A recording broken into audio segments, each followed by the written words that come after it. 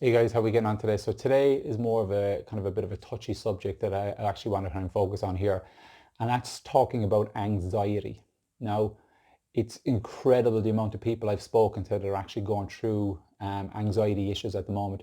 It's something I've dealt with in my past myself. I go through social anxiety still at the moment. It's not as bad as it was before, but it's like some of the biggest areas for me was for a long time actually having this fear of speaking to people. And this was only like in a one-on-one kind of situation where I'd get cold sweats. I would have a fear of not being able to talk. Speaking in public, not a chance would I ever want to do that. So it's something I've dealt with for a long, long time, and it's actually held me back from being the person I wanted to be. For a long time as well, going back a few years, I relied on drink to allow me to be able to speak to people. So anytime I was going out, I'd drink a lot. And that was really just to be able to get me to feel like the way I wanted to feel so I could actually communicate and chat with people and stuff like that. So I had to work on myself a long, long time to be actually able to step outside that comfort zone to be able to become the person I am today.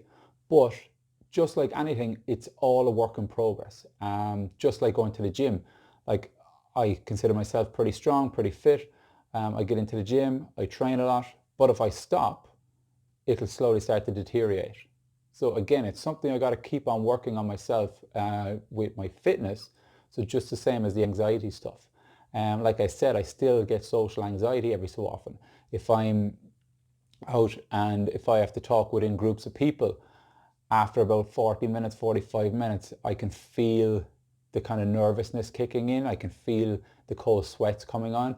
I can feel that, do people actually know what I'm thinking? Do people know that I'm actually starting to build up this fear inside me? And like it's not a nice feeling at all.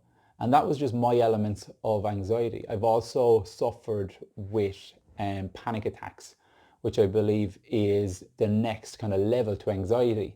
That when your body gets so fired up and tense that you go into panic mode. And this was probably back when I was maybe 19 years old, 19, 20.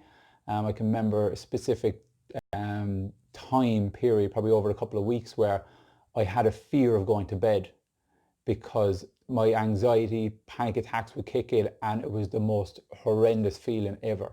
You just felt like you had no control over anything. Well, that's how I felt. I had no control over anything. I'd start shaking. I'd get up out of bed. I'd go in. I'd put on the TV and sit down and watch it because I was afraid to close my eyes. It was absolutely horrible. And anybody going through this at the moment, I know how that feels, and it's not a nice place to be in. So that's kind of my own connection with having anxiety. And now I know people have it on different levels, and I know it affects people in different ways. So it's not kind of a one size kind of fits all kind of thing, because there is lots of different elements to anxiety. But the challenges I have learned to overcome in my own life, I do believe I am a professional in helping people reframe their mindset and move forward. And that's why I also do life coaching at the moment, because I know it has a massive impact on my own life with personal development, with mindset, with transformational stuff, with reframing people's thinking and guiding them on a path that they may not have seen possible for themselves before. So really what I want to kind of share with you guys today in and around anxiety is some of the tips and stuff like that that I've picked up in studying about working with people anxiety. Now, what I've learned as well is that anxiety is really about creating illusion in your mind of what you believe may happen. So it's not something that is actually real. It's something that we kind of create a thought in our mind, and we get this kind of fear, and some people feel it in their stomach, some people feel it in their chest, some people feel it in their head. So it's kind of different for a lot of people. But what we really want to focus with anxiety is the simple part of it is reframing our thinking and kind of diluting the story we keep telling inside in our minds that triggers our anxiety. Now, it is a lot easier to say it than actually to do it, because it is something like just going to the gym. It does take practice. It does take a little bit of time.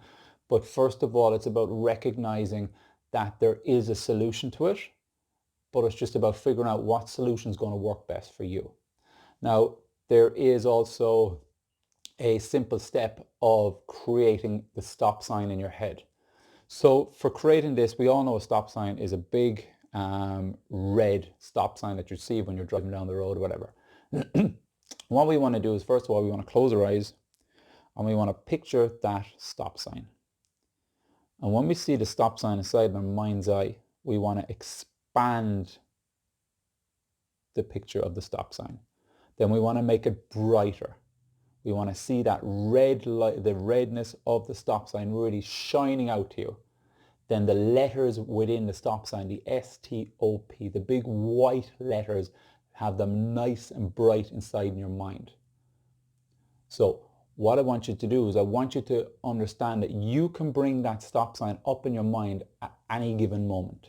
It's just about taking a step back, breathing, relaxing, allow yourself to bring up that stop sign. So when you feel that anxiety coming in upon you, put your focus in on the stop sign. Automatically at the subconscious mind, you're telling the anxiety to stop, to not come any further. But also what you're doing is you're putting a focus on something away from whatever you're kind of thinking in your subconscious level that's actually bringing up the anxiety. Because we can only think about and focus on one thing at a time. So if we're creating this illusion inside in our head that's bringing on the anxiety, and we redirect our thinking into the stop sign that's over here, we bring it up, it's nice, it's big, it's bright, so we're putting all this focus onto it. The thought and focus on what's bringing on the anxiety and on the anxiety will slowly start to dilute and calm down. So that's just one simple technique that you can actually start to do for yourself. Another technique is naming your anxiety. So a lot of times when we feel the anxiety coming on, I know this from when I used to have my panic attacks, I used to really fight against it. I'd feel it coming on and I want to just like grab it and just push it away. And what I've kind of learned from some of the stuff I've been studying and my own personal experience is that when you're trying to push it away, it pushes back against you even stronger. So you have this big barrier up against you and you're fighting against this and it's just making you worse. So by first of all creating a name for your anxiety and give it something fun, like call it Goofy, call it Donald Duck or Mickey Mouse, something like that. So something that will automatically create a calmer sense inside in your subconscious with even just using the name you want to call it. Call it a funny name, just make up something. Call it a funny name. So when the anxiety comes, you say, oh, here comes Mickey Mouse again. So straight away, you're in a state of feeling calmer within yourself just because of the name you've given it. And then when you feel the anxiety come on, just say, do you know what? I'm going to let the anxiety come in. You're going to come in, but I'm not going to entertain you. So just imagine if you're inside your house, you're inside in your kitchen, and anxiety, Mickey Mouse, he's knocking on the door, bang, bang, you're going to open the door, let him in. But what you're going to do is you're not going to entertain him. You're going to just let him sit down, do whatever he has to do, and let him walk back out again. So straight away, you're dropping the barrier of fighting against it, because again, that's going to take energy from you. It's going to build up the anxiety even more. So by diluting that and calming it down, you're kind of changing your mindset, and you're also changing your thinking around the anxiety by giving it a name that eventually when it comes, you just accept it the way it is and let it go. But it's never, you're training yourself that it's not going to hit you as hard as normally it may have hit you. So that's just a couple of tips there on helping somebody with anxiety. Something that's really great as well is also mindfulness. Now, mindfulness is putting a focus on something at this very moment in time. So let's just say, for example, I have this here.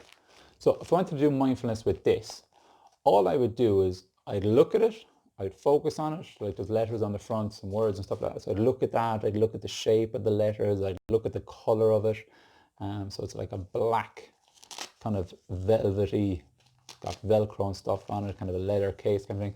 So I'd look at all the different shades of black on it, how it actually curves around here, the shape at the bottom, the texture, how it feels, how it smells. So by me putting my focus on this, I can't be focused on anything else around myself. So again, when anxiety is coming up inside in my subconscious and I'm putting all my focus into this, I can't be entertaining the anxiety. So again, you can do that with absolutely anything. You can do mindfulness eating.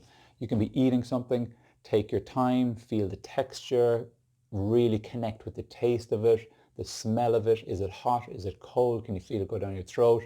You're chewing. So you get all these different elements that you can put that focus into with your mindfulness. And again, it takes your mind away from the anxiety. The same with meditation. We sit down, calm state. We can use some of the meditation apps, whatever it is that we really want to do. And we just focus on our breathing. Take deep breaths in, deep breaths out. Now we might have light music in the background. We might have guided meditation. So it's the same thing as the mindfulness. It's putting our focus into something we want to focus on rather than something that's been built up in our subconscious through a story that we're creating within our mind. So again, we're diluting that, we're letting it fizz away, we're coming into a meditated state, we're focusing on our breathing, we're relaxing our body, breathing in, breathing out. And of course, when we're going through meditation as well, like we may have thoughts that will pop into our head, and you know what? That's okay. That's just part of meditation. Let the thoughts come in. When we feel the thoughts coming in, we just put our focus back into our breathing. Feel the air going up our nostril, down our throat. Feel how our lungs expand, how we're breathing back out. Is there a sound through our mouth as we breathe back out? And again, just going through that process, nice, calm, slowly. So again, it's bringing you back away from that tenseness, that build up of anxiety that's happening within you. So guys, I hope this was helpful. Again, this was just me sharing some of the stuff that has worked for me, some of the things that I've learned from studying anxiety, and some of the things that I've learned from my CBD course. So guys, if any questions whatsoever, feel free to hit me up. Happy to share it with you guys. If you do, so any questions, feel free to message me.